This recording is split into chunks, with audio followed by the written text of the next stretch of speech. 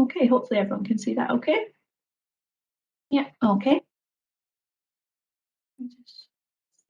Okay, so thank you all for joining us today for this overview of the Civil Engineering Roads Maintenance and Associated Services tender. We'll start off just with an overview of the contract. So this is a national contract split into 12 geographical lots. One contractor will be appointed to each lot. We do also intend to appoint a reserve contractor for each lot, but they would only be used in the event of contract or contractor failure. So for example, if a contractor went out of business. The contract period will be a maximum of 4 years, so an initial 3-year term with the option to extend for up to 12 months. Moving on to the requirements, the core requirement is road maintenance works. We will also use the contract for new road construction, road upgrades, bridge maintenance and temporary bridge works where we anticipate being able to demonstrate value for money for these works, or where we have urgent requirements that don't allow time for an alternative procurement procedure to be conducted. And the reason for limiting these works is just because the contract is primarily based on hourly rates, which won't always be the most cost-effective method of pricing for these works. And here is an overview of the lots. So we have 3 lots in North region, 2 in East, 3 in West, 1 in Central and 3 in the South. And you'll find lot maps which show the boundaries of each lot within the attachment section on Pcs tender. In terms of lot limits, there is a limit on the number of lots that you can bid for and win, and that limit is 3. So you can only bid for up to 3 lots and you can only win up to 3 lots. And there are reasons we have moved away from allowing bidders to bid for more lots than they can win. And a lot of that comes down to the complexity that it brings to the evaluation process, as well as delays at the award stage. In terms of values and quantities, due to the nature of roads maintenance, we can't predict the exact frequency and volume of task orders. What we have done is estimate a value range for each lot, and we'll endeavour to provide works to at least the lower value of this range throughout the contract period.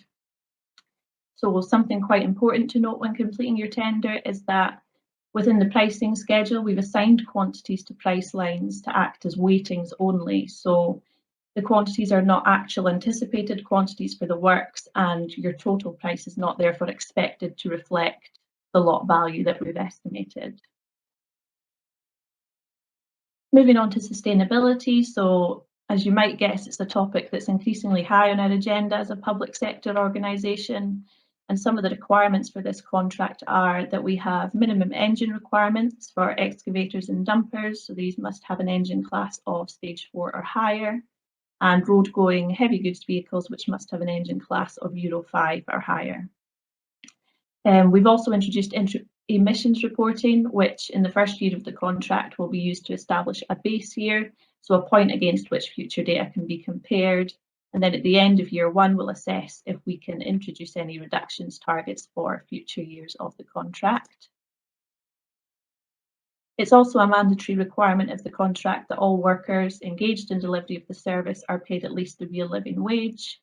And this is not the national minimum wage or the national living wage, which is set by the UK government.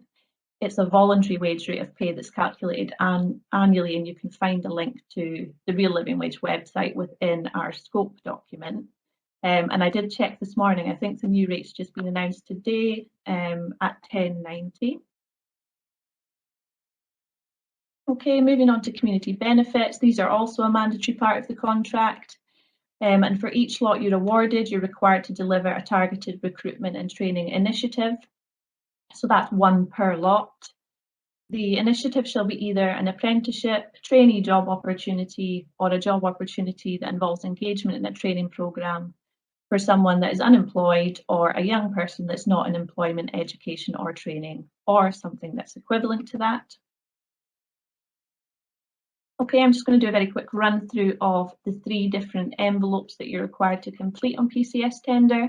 So first is the qualification envelope, which contains the single procurement document, the SPD, and this is used to identify suitably qualified and experienced bidders. It covers areas like insurances, qualifications, equipment, health and safety procedures, and it's assessed on a pass-fail basis. You will find a document called SPD supporting statements in the tender pack, and this sets out exactly what we're looking for in the SPD, so it'll confirm the specific insurance levels and things like that. Moving on to the technical envelope, this is where you'll find the technical questions. So these are held within the master ITT on PCS tender, not within the individual lots. So what that means is you're only required to respond to the technical questions once, regardless of the number of lots you're bidding for. What I would say is where you're bidding for multiple lots, your response to the questions must cover all of the lots that you're bidding for. So if you bid for multiple lots, for example, but in your response you only reference one or some of the lots that you bid for, the evaluation panel wouldn't really have any option other than to mark you down because you haven't covered all of the lots, regardless of how technically good the response is. So that's just something to watch out for. And finally, the commercial envelope. The pricing schedules are held within the individual lots in Pcst, so you're required to complete a separate price list for each lot you want to bid for. Pricing is primarily based on machine hire and hourly rates, with the exception of some price lines covering things like mobilisation, a site manager price line and some fixed meterage rates.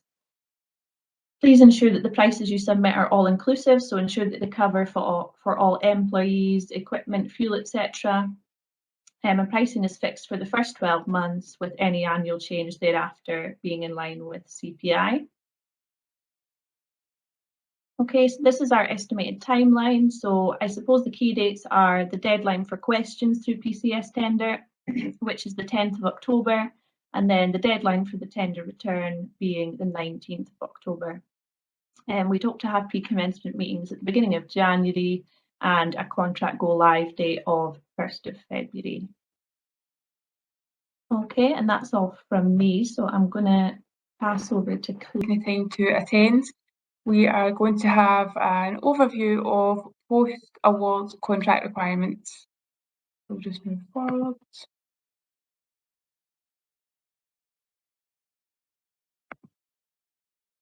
Process. Stage 1 and 2 will have been completed by the time the contract has been awarded, and stage 3 is implementation stage, and where the contract performance would be monitored and we'll be making sure that contract particulars have been delivered.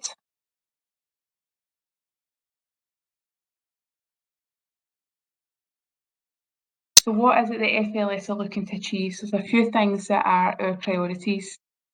We're looking to monitor spend, ensure that the contractor who has won their place on the contract is paid the agreed rates, that the contractor is paid within the contract terms, that we're not spending over budgets that have been set within FLS, and that ensures everybody's getting what's expected. We are a very high priority when it comes to compliance, whether that be health and safety compliance, contractual terms, the quality aspect, environmental management standards, and these things are monitored throughout. We are also looking for targets to be met. So if a task order is raised to the contractor, we're expecting that start and end dates would be met, communications kept open, so that other work that comes off the back of the jobs that you would complete can continue. Something that's equally as important is building strong relationships with FLS's whole supply base. Now, this is strengthened through communication and through review meetings that will take place quarterly throughout the contract duration.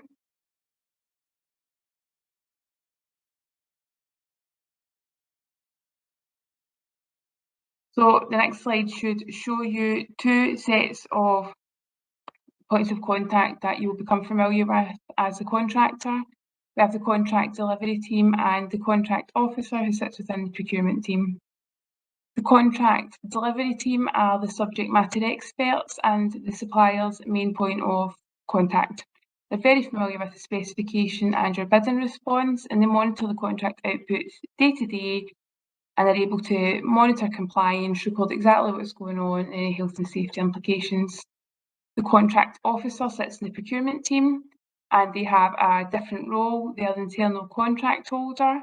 They will host the supplier review meetings that I've mentioned are quarterly, They would manage any contract changes that have to take place. If the extension is granted, for example, anything would have to be varied, or in an event that there was a dispute raised. That's the type of thing the contract officer handles, and is the escalation point for the contract delivery team and provides contract guidance to the contract delivery team.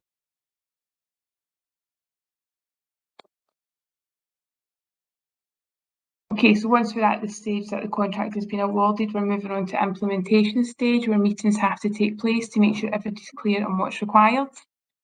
Firstly, there's an initial supplier meeting chaired by the procurement team, which is to review the key particulars of the contract, which you'll see in your tender package. Key delivery date is who the contract personnel are, a KPI overview, the things that will be monitored throughout. Following that, a pre-commencement meeting will take place, chaired by the contract delivery team. Essential information will be exchanged at this stage, just highlighting everything that's required before the contract begins.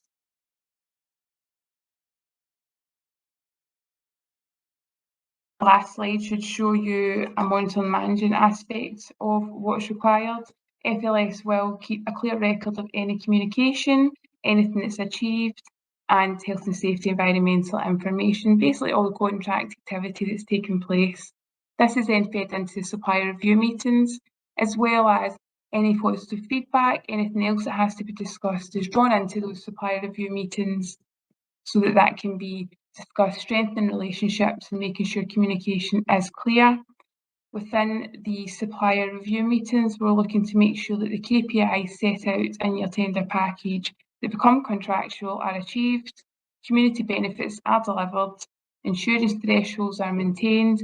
But we're also looking to discuss what's happening within your organisation as a contractor, innovative products, how you're meeting sustainability needs.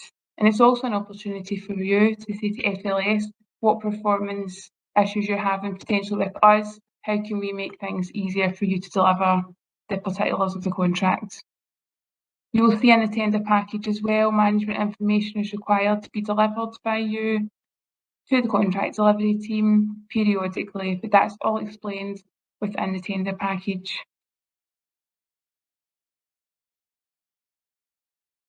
Okay, that is me done. Thank you.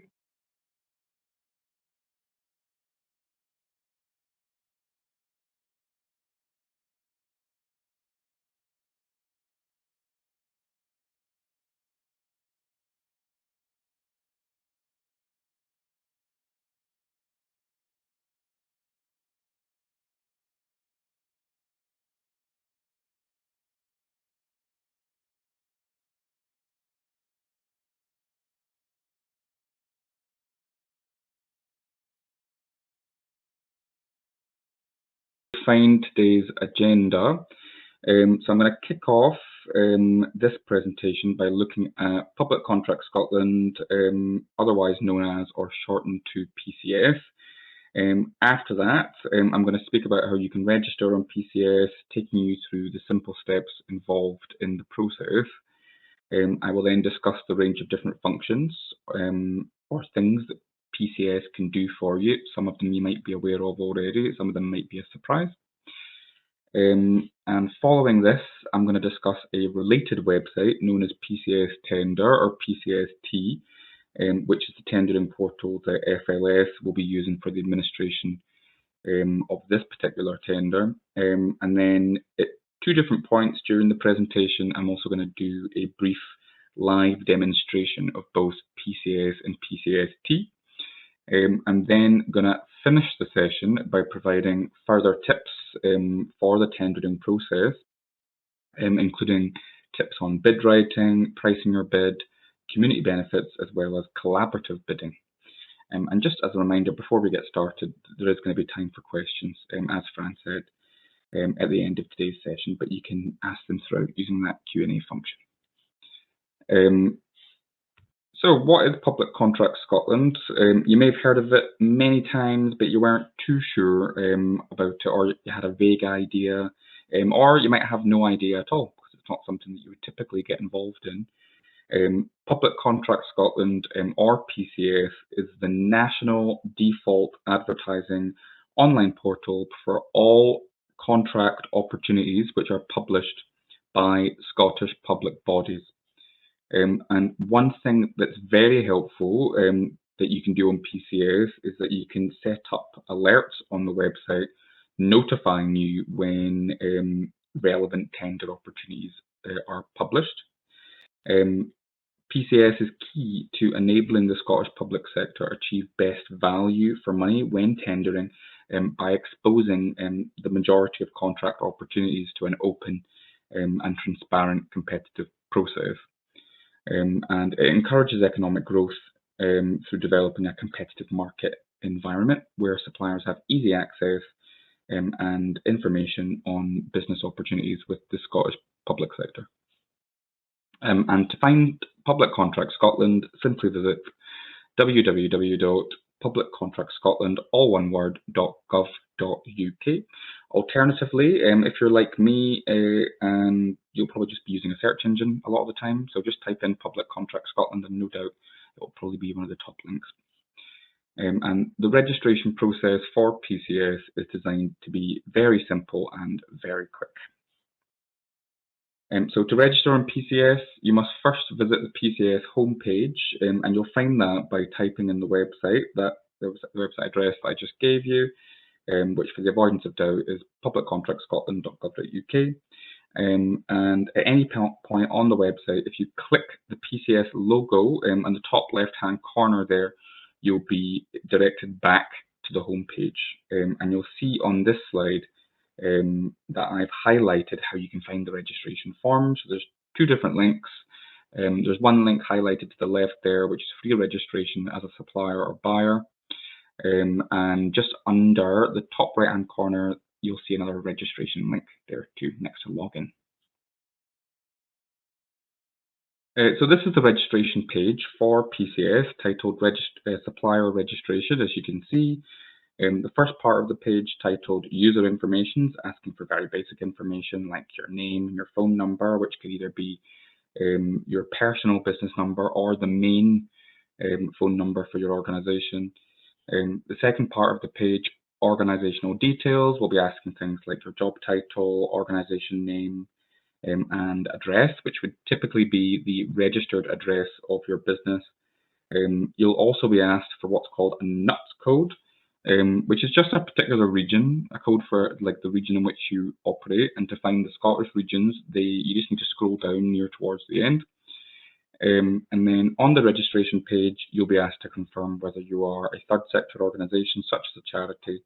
And then finally, you'll be asked for your email address. And typically what I recommend is that you consider using a generic email address, such as a tenders @ info @ business development @ kind of email address, so that if someone's off, you can still access it potentially, and it prevents the situation of having multiple accounts for the same organisation.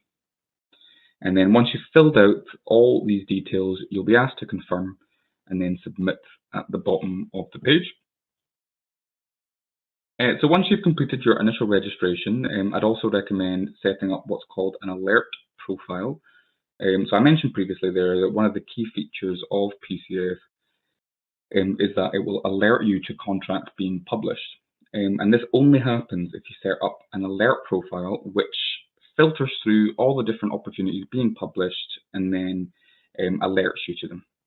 So you'll find this section of the website through your supplier area, and you'll hear me say that word, those two words a lot. So it's under My Profile and then Alert Profile. So what you would want to do is once you've hit Alert Profile, you click Start Creating Your Profile, and you'll be faced with various different categories and subcategories of products and services that you supply that you can select, as well as the particular geographies that you want to supply them in. And I'd recommend that at first, when you're setting up your profile, you might want to include quite a few different categories, so that just in case you might miss anything, you can always go back and narrow it if you find you're getting too many alerts, for example. So what functions do I need to use on Pcas? So Pcas has a diverse varied range of different functions to help you win business with the public sector, including searching for opportunities, submitting tenders, and also finding information on particular public sector buyers. So to search for opportunities on PCS, click the Search Notices tab at the top of the page, and then once you're on that page, there are many different notices or adverts that will be published. So you can see there's a total of 5,769 items on that screenshot. And obviously, if you were to check these individually, that would take a very long time. So this means that you'll want to use the filtering function to the left there. And there are many different ways that you can filter the results, including by a keyword, such as the particular product or service that you provide. One tip that I would have is that you might want to try different words or different combinations of words in that keyword search, because as you know, there are different ways of describing things, just to make sure you don't miss anything. And then I'll go into more detail about the different ways that you can filter when I'm doing the demo. So if you find a particular opportunity that you would like to know more about, then if you click on that opportunity, you'll be taken to a page providing more information, the Notice Details page. So on this page, you'll be able to record your interest in the opportunity, and by doing this, you'll be provided with access to additional documentation.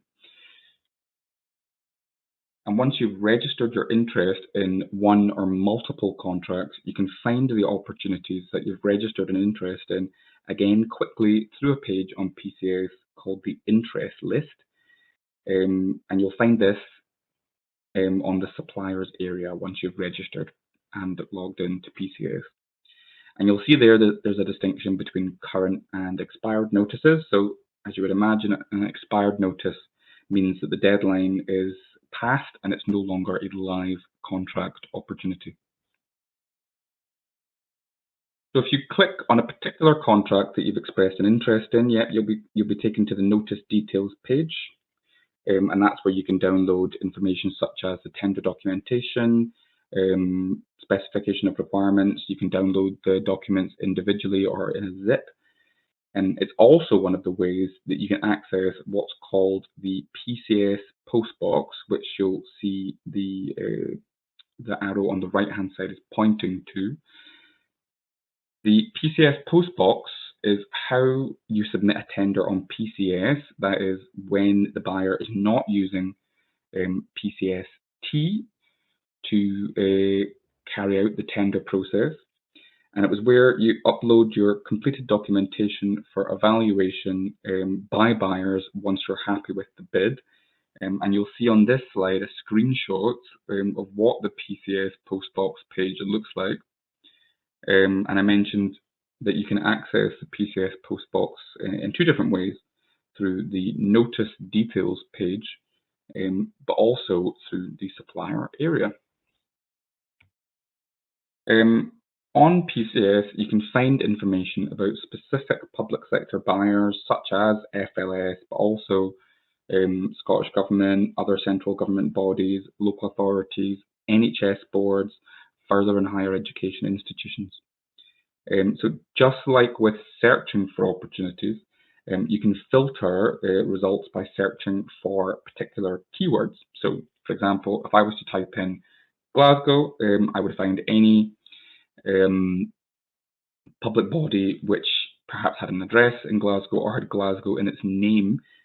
So it would bring up quite a few results. You might want to type in something a bit more specific, like Glasgow College, Glasgow University, Glasgow Council. If there are particular buyers that you're interested in, or for example, because you're only hoping to supply to a particular geography, then it's a very handy feature to start doing some research. In addition to all the functions I've mentioned so far, Pcas is also used to find low value opportunities, which are often more suitable for small and medium-sized businesses and third sector suppliers. So in this context, what we mean by low value is anything below a total contract value of £50,000. So these are procured by buyers using a system called quick quotes. And like a higher value tender, quick quotes take place on Pcs, but they're not procured openly like a higher value tender.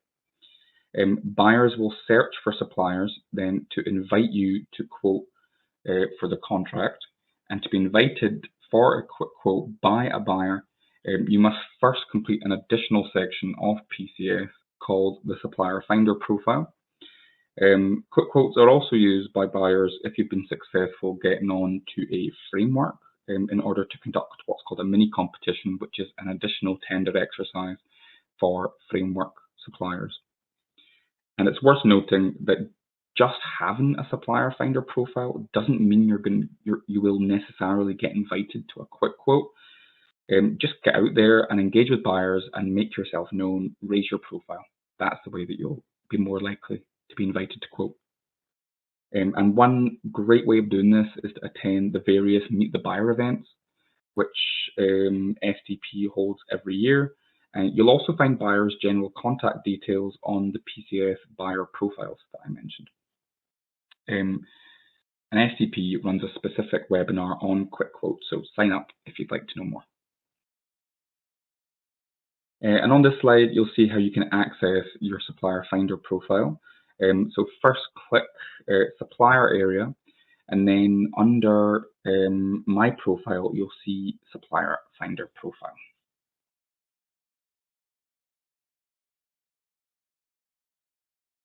And this slide shows you a screenshot of what a supplier finder profile looks like.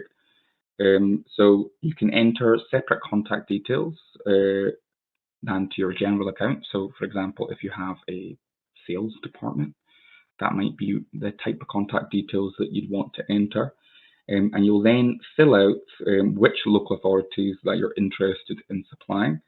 You'll add a company description as well as keywords about your business. And please note, you need to check publish if you want your profile to be visible to buyers. Okay, so I'm just going to exit this and I'm going to do a short demo page, and you'll see the different buttons that I mentioned. So here's the free registration as a supplier or buyer button.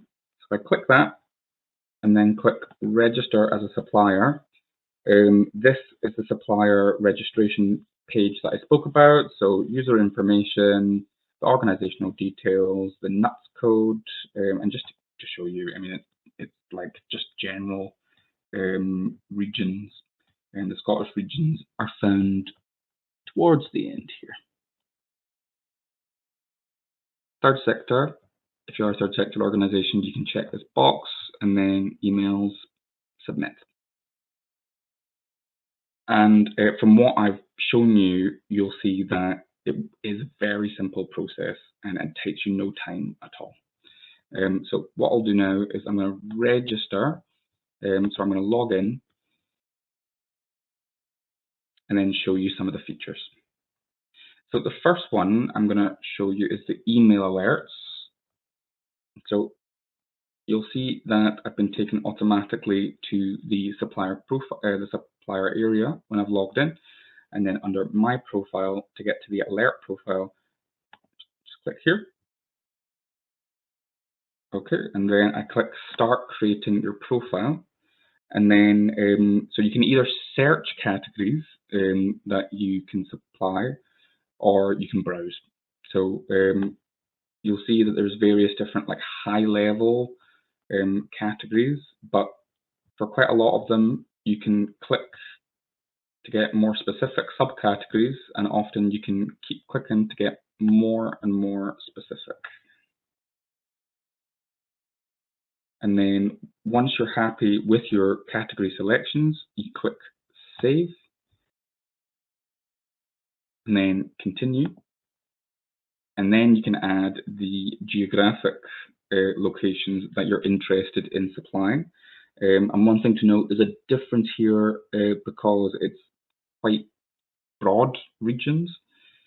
And as I mentioned, if you find that you're getting too many alerts, then you can always go back in and amend the particular categories that you've expressed an interest in supplying.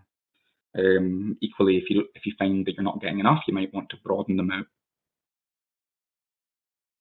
Okay, I'm going to quickly show you the search opportunities page. So you can find that by clicking Search Notices at the top there.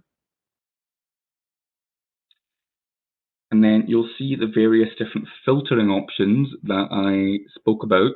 So in addition to keywords, you can also filter by buyer. Again, I could add Glasgow or Aberdeen or whatever if I wanted to. You can also filter by notice type. So this is something that you'll probably be using. So for example, you might want to filter it by it being a live opportunity. So you would click current opportunity. You can filter it by future opportunities. So that's where a prior information notice would be published. You can also filter it by contract results, or what's known as a contract award notice. This is very helpful in terms of doing a bit of market research and finding out who's winning types of contracts that you're interested in. It can also be handy in terms of identifying potential subcontracting opportunities. So location, that's the categories that I was showing you before on the alert profile. And then categories, this is the product categories. If you select one of these product and service categories, it will give you the option of subcategories that you can select as well. And then you can also narrow your search by selecting the time frame that the notice was published. So if you're interested in a particular opportunity, then if you click on it, you'll be directed to the specific notice page. Here's one example. And then first of all, you'll see a notice summary, including the contract title, buyer name, publication date of the notice, deadline date, type of notice, and abstract information. You can find more information then by clicking on full notice text.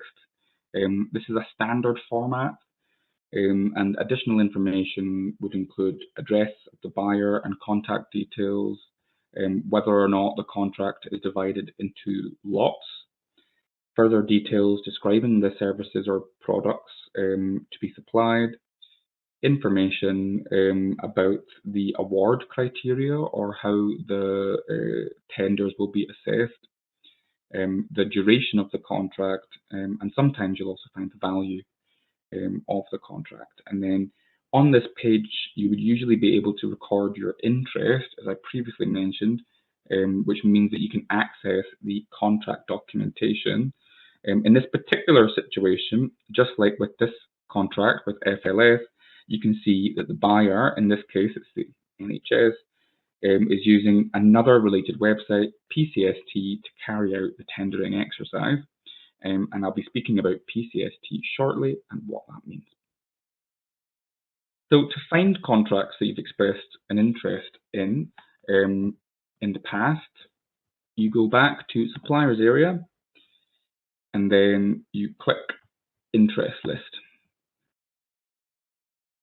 And you'll see there I've expressed an interest in one current notice for window cleaning in Dumfries and Galloway Council. And then you'll see the difference there between current and expired notices. Now, you'll remember before I also spoke about the Pcas postbox function, which is how you would submit tenders on Pcas if the buyer is not using Pcst as well. So if I click on this contract in my interest list, I'll be taken to the notice details page, which is one of the ways that you can access the postbox function, as well as through your suppliers area. So if I click Go to Postbox, then I'll be taken to this page, and then when I'm ready to respond to a particular opportunity, I would need to click Create, or here Edit and Dispatch under the response action, and this is where I would upload my tender once I'm ready. So your contact details will be automatically populated at the top, and then you'll be able to upload your finalized tender documentation here. And sometimes buyers may also ask you to complete a single procurement document electronically rather than in a downloadable document, and SPD refers to the eligibility questions that you're asked in a tender, like your financial history, for insurance, and also for past experience of delivering similar contracts. So if the buyer is doing this, you'll need to click Generate SPD Response, and you'll then be taken to a separate page where you fill in your SPD electronically. And then once you've submitted a tender via the Pcs postbox, you should automatically get an email confirmation. And as I mentioned before as well, you can also use Pcs to find information on specific public sector buyers. So you can find this page by clicking Search Buyers at the top there. And once you've found a particular buyer that you're interested in, you're then taken to a buyer profile. And here is the buyer profile. So you'll see that there are contact details, information on particular current opportunities that they have, future opportunities or prior information notices that have been published, details of which contracts they've awarded and who has won them, and also a function called Contracts Register, which is a list of all current contracts that a buyer holds. This might be activated or it might not be activated here, as is the case with Aberdeen City Council. If it's not, then you'll find it on the procurement website and the procurement page of the buyer's website. And then finally on Pcs, before I move on, I'll show you where you can find and complete your supplier finder profile. So yet again, go back into suppliers area, go under my profile to supplier finder profile. And you'll see there, in terms of structure, contact details at the top, the local authority that you want to supply in, you'd add in a company description, and then you would add keywords and a logo, and you can add, you can tick this box if you are a small and medium-sized enterprise. Okay, so that's me finished with Pcs. I'm just going to mention previously as well that sometimes public buyers use another related website called Pcs Tender, shortened to Pcst, to carry out a procurement exercise, and that is the case with this tender. And it's used for tender opportunities which are of higher value. So Pcst essentially makes the whole process, tendering process, electronic. And as I noted before, it's a totally separate but related website to Pcs. If a buyer is using Pcst to carry out a procurement, then above the contract notice, there will be a warning that they are using Pcst and not just the regular Pcs website, and they will provide you with what's called a project code that you can then use to find the contract on Pcst. So when I was showing you a contract details, contract notice page before there was a warning, and it contained the project code that you would then need to find the contract on Pcst. So because Pcst makes the whole process electronic, it also means that when you fill out particular sections of the tender, which are similar for each tender that you're interested in, then the website retains that information, and it means you don't have to repeat it next time. Just remember to double check whether anything's changed. So, for example, you could have moved office, or there might be a new main contact. And before we look at Pcst in further detail, please note that you'll need to register for Pcst separately, but once you have registered for both sites, you can pair the different accounts. And the initial Pcst registration, like Pcas, is very simple. And you do, however, also have the option to add additional information on your registration, which is then used to pre-populate your tender response if you are tendering for a contract using the site. So this is the Pcst homepage, and you'll find it by entering the URL publictenderscotland.publiccontractscotland.gov.uk. It's a bit of a mouthful. So I would, alternatively, you can find it by searching Pcs-T using a search engine such as Google, or you can bookmark it so you don't have to go back and enter that again. And to the left there, you'll be prompted for a login, and you'll see underneath the login that there's also the option to register. So once you log in, you'll be directed to this page. In terms of finding opportunities on Pcst, there's a distinction between ITTs and PQQs. So sometimes buyers use different stages in a procurement exercise, and the objective of the first stage, known as the PQQ, or pre-qualification questionnaire, is to assess the eligibility of suppliers. An ITT, or an invitation to tender, on the other hand, is either the second stage of a procurement, or it's the only stage, which is more common. And the first arrows on the left there are what you will need to click to find the contracts that you were first alerted to on Pcas. On this page, you'll also see a link to the help desk in case you have any technical website queries. You can also set up and manage a profile as part of your initial registration. So on this slide, you'll see a screenshot of the page where you will find all the PQQs currently being used by buyers in Scotland. I mentioned on the last slide that PQQs may be used where buyers have a two-stage tender process.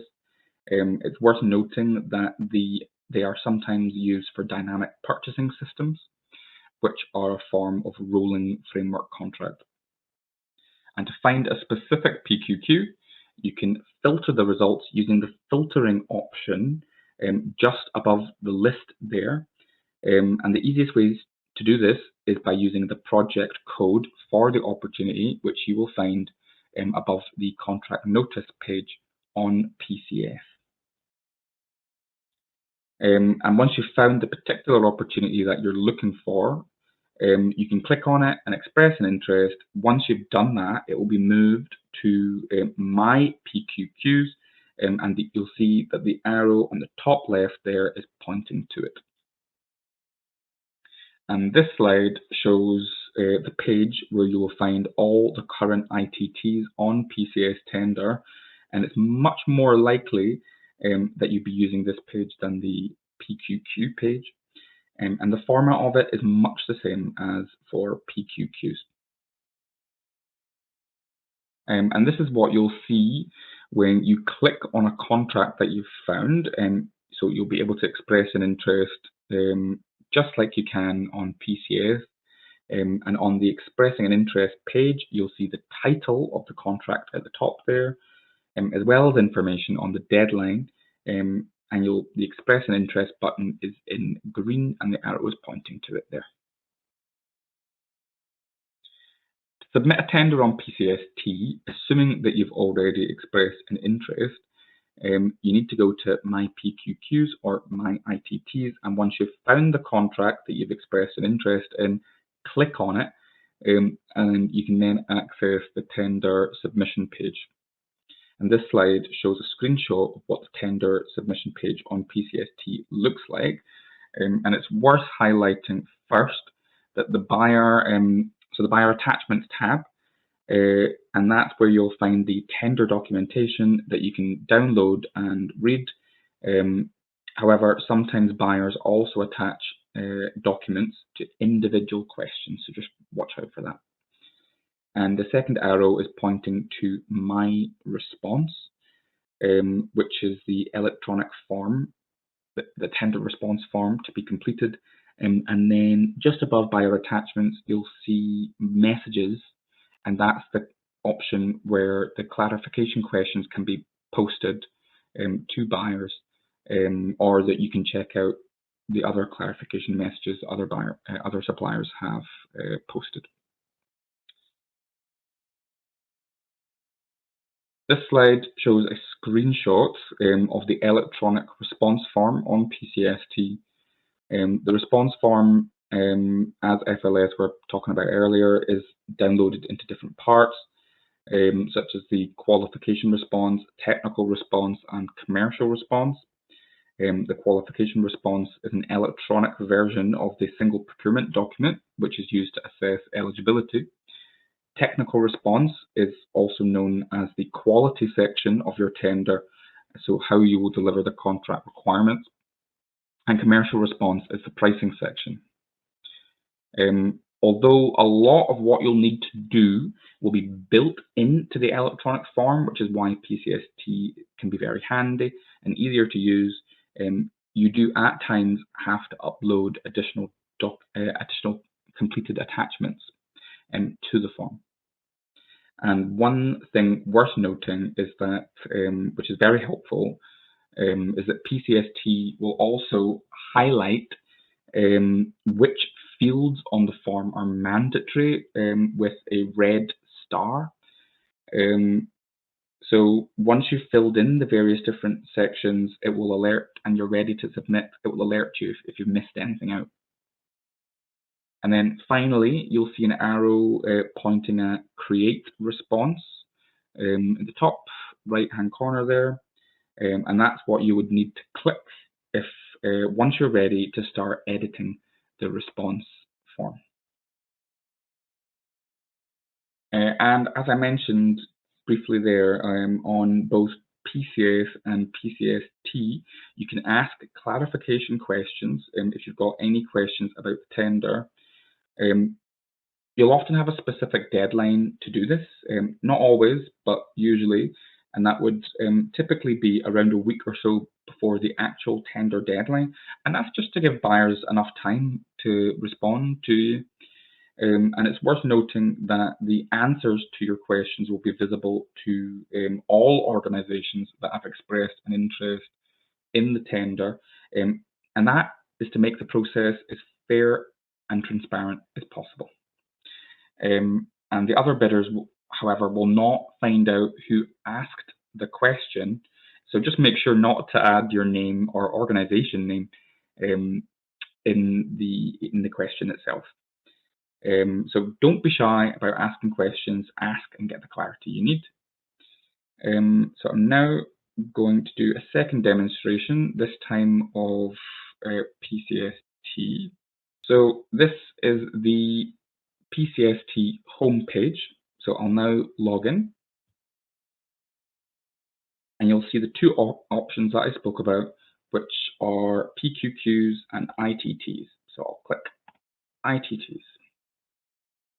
And as I mentioned before, in order to find a contract on Pcst, you can use this filtering option under ITTs open to all suppliers. So if you click on that, you'll see an option for project code, which is where you enter the project code that is above in that warning message above the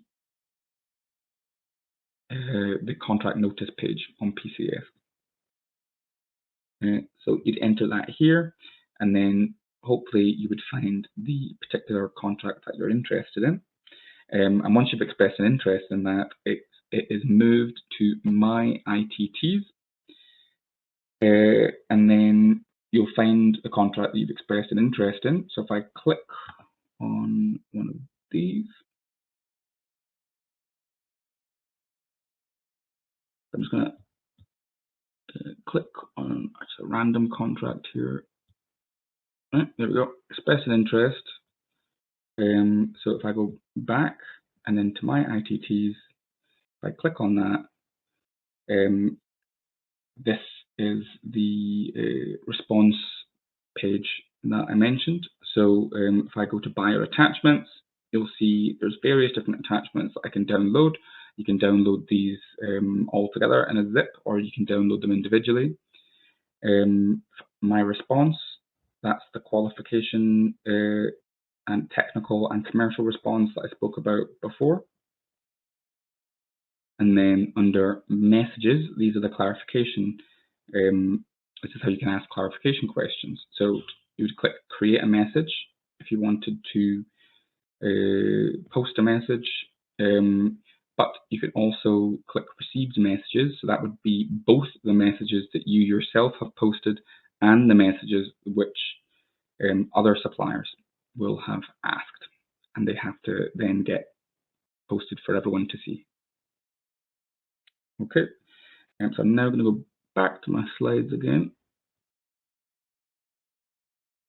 This section of today's webinar by providing some top tips for the tender, including how to write a compelling tender response.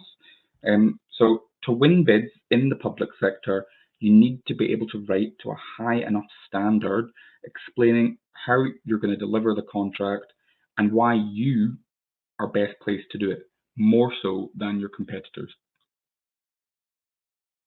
Most importantly, when answering tender questions, you need to make sure that you format your response so that it follows the question structure.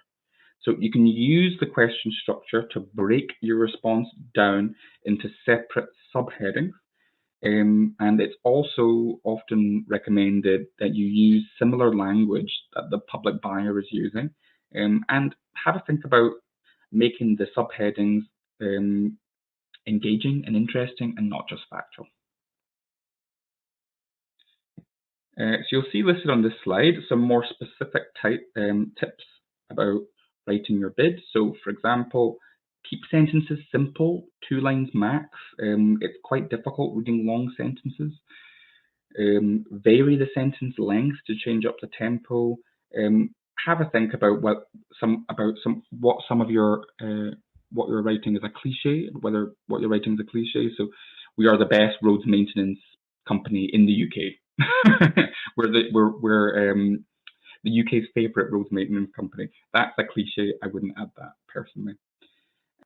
Minimize jargon. So, and I think this is a really common mistake that people make.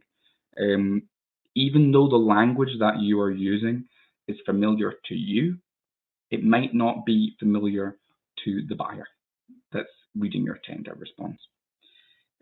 Also, use the shortest correct words. So you'll see there intrinsic versus basic. Utilize might be one versus use. Simplify phrases. So at a later date in time versus later, or by virtue of the fact versus because. Use active words and phrases at all times, and if you can, have a think about using diagrams and visuals. Again, it makes your tender response more engaging. And here are things that you'll want to avoid doing. So this is linked to the what I was saying there about language.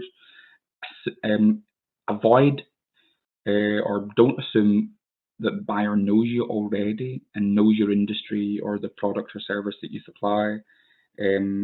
Avoid adding irrelevant detail and information. Don't just copy and paste from past tenders. I know it's very tempting to do that if you're short on time. There might be information that you can use from past tenders, but just have a think about tailoring it or to the particular requirements of this tender, or whether it's actually answering the question from this tender. It might not be, but some of it might be useful.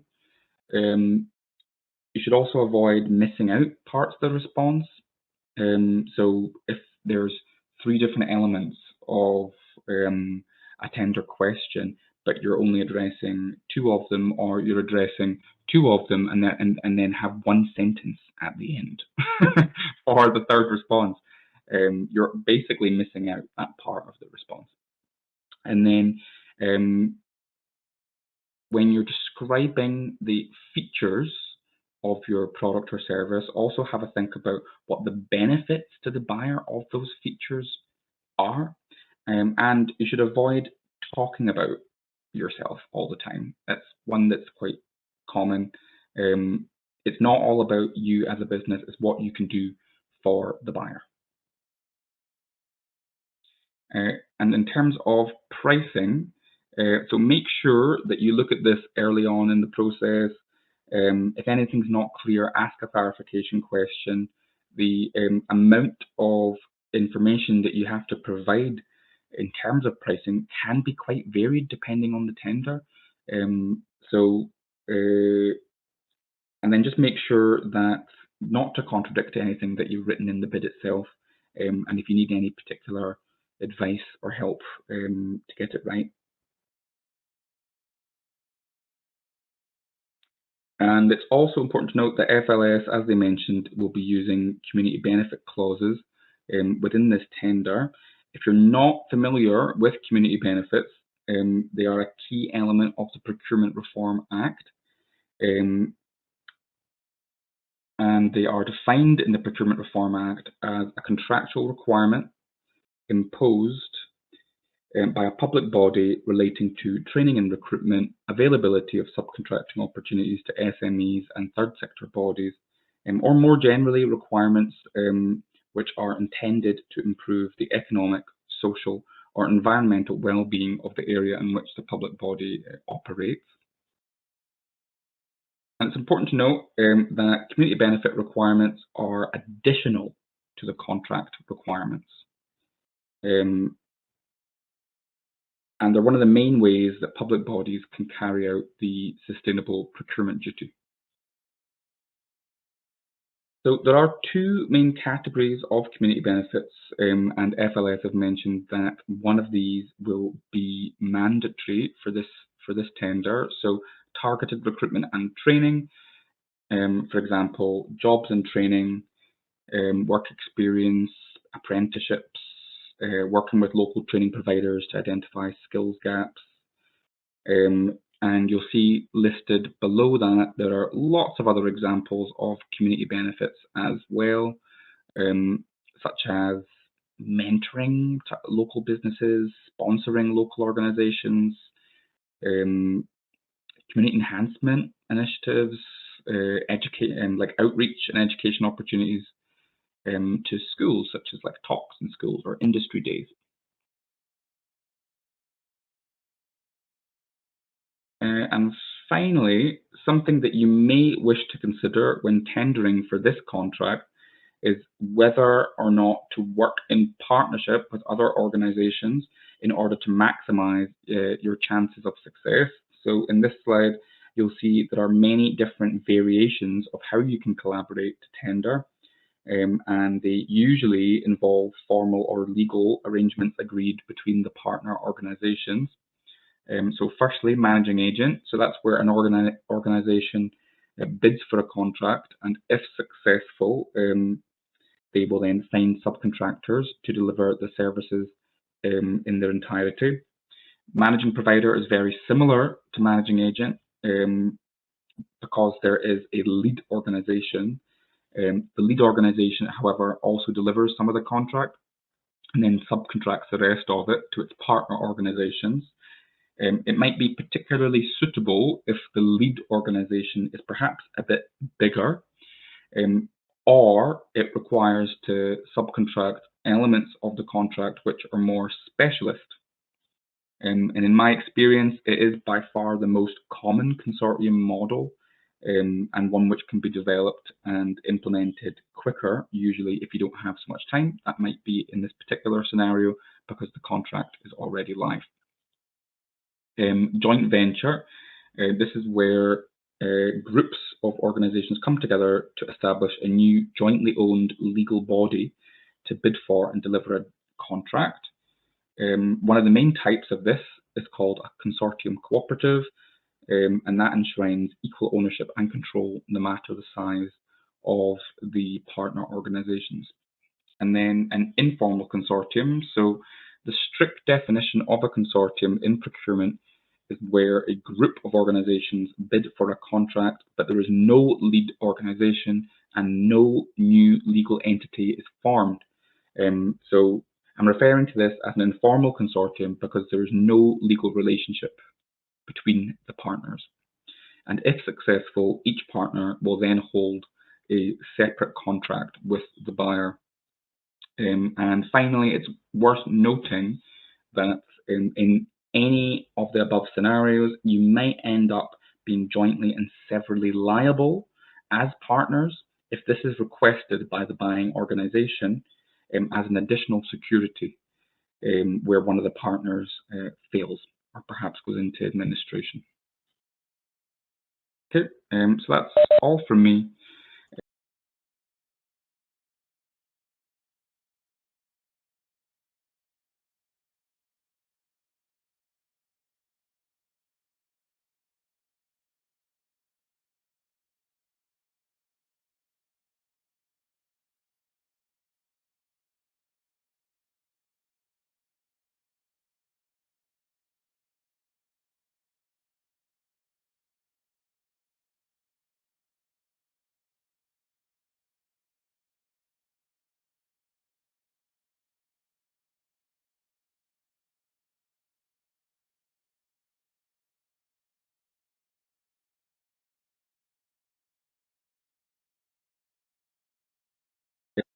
Okay, so what I've done is I've gone into search buyers. I've looked up forestry. I've clicked search buyers there, and then you'll find Forestry and Land Scotland. That takes you to the buyer profile. And then if you go to current contract notices and then click civil engineering, road maintenance, you'll see the warning message at the top, which mentions what the project code is. So if I copy the project code there, and if then I go back into Pcst, so once you've registered and log into Pcst, if you click ITTs open to all suppliers, filter, project code, paste, and you'll see all the different lots for the contract there. Is there a master lot? Is there a one that we should focus on first? Or do you click on any one first to then open up the master? Perhaps that's how this one's set. Yeah, I think that's how they do it. So if I express an interest,